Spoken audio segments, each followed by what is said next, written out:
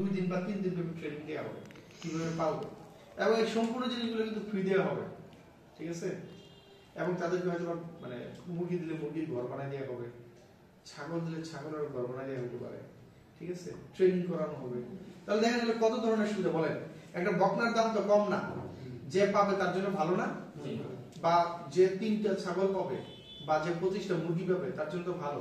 কারণ বিশেষ করে এটা চরাঞ্চলের প্রজেক্ট, তো বিশেষ করে যারা অ্যাকচুয়ালি একদম চরে খুব মানবতা, যেমন আমরা গতকাল দৌলতপুরে চড়ে গেলাম, অনেক দূরে ট্রলারে পার হয়েছি 1 ঘন্টা, দৌলতপুরের শেষ পথ থেকে নাগরপুর দিয়ে ঢুকছি, তারপর ওখানে পার হওয়ার পরে ট্রলারে পার হওয়ার পরে আবার মোটরসাইকেলে গেছি মনে হয় আরো 10 মিনিট। তাহলে ওই মানুষগুলোর জীবন আসলে খুব কঠিন। দেখা গেল রাতের বেলা একজন অসুস্থ হলো, হাসপাতালে নেওয়ার সুযোগ নেই, ওই মানুষগুলা অনেকেই তো গরিব থাকে ওখানে, ওদের জীবন মান উন্নয়নের জন্য এই প্রজেক্ট, ঠিক আছে। তো প্রাণী সম্পদের অনেকগুলো প্রজেক্ট চলছে। এলডিপি প্রজেক্ট আপনারা নাম শুনছেন কিনা? হরগজে গ্রুপ আছে, হরগজে ট্রেনিং হয়। এখানে কি ওইখানে কেউ আছেন? ওই যে আমাদের প্রতি মাসে যে ট্রেনিং দিত, স্যার এটা কি সারা বাংলাদেশে দিচ্ছে কোনটা? এই যে ইয়াটা গরুগুলা? 7টা জেলা, ঢাকা বিভাগের 7টা জেলা, ঢাকা বিভাগের 7টা জেলা। এর মধ্যে মানিকগঞ্জের শুধু সাকুলিয়া, সিংগাইর আর মানিকগঞ্জ সদর বাদ 5 উপজেলায় আছে। আর সবচেয়ে বেশি সুবিধা পাবে সাকুলিয়াতে, হ্যাঁ 39, আর দৌলতপুরে মনে হয় 2700, শিবালয়ে মাত্র 300-400, হরিরামপুরে 1500, আমার এখানে সবচেয়ে বেশি। তাহলে যে 3900 লোক যে সুবিধা পাবে, এই আপনাদের মানে মানুষগুলোই পাবে। তো এই জন্য আপনাদের কি করতে হবে বলেন তো? এই যে কেউ পাইছেন, আবার কেউ বলছে যে আবার এখানে জায়গায় পাই, এটার জন্য কিছু ক্রাইটেরিয়া ছিল আমাদের, যে এই মানুষগুলোকে এই দেওয়া যাবে বা এই মানুষগুলোকে দেওয়া যাবে না, হ্যাঁ এটা।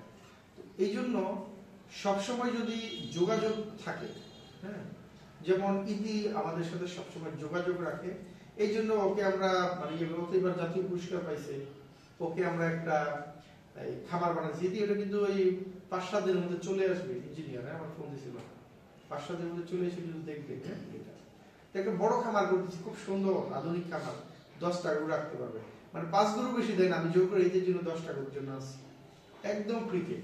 এটা একটা বড় সুবিধা না? জি স্যার। এটা কিভাবে হয়?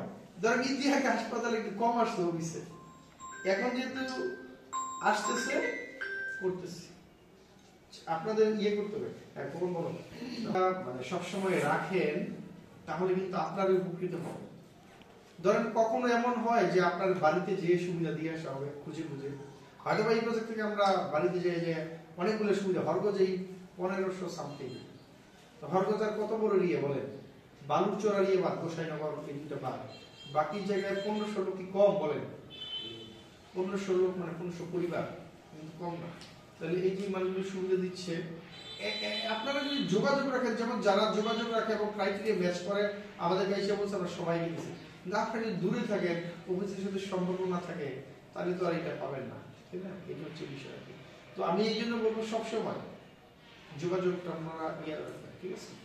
আচ্ছা, এখন কিছু কথা বলি, সেটা হচ্ছে যেমন গরু পালতে গেলে 3-4টা বিষয় খুব মানে ইয়েতে রাখতে হবে, মাথায় রাখতে হবে।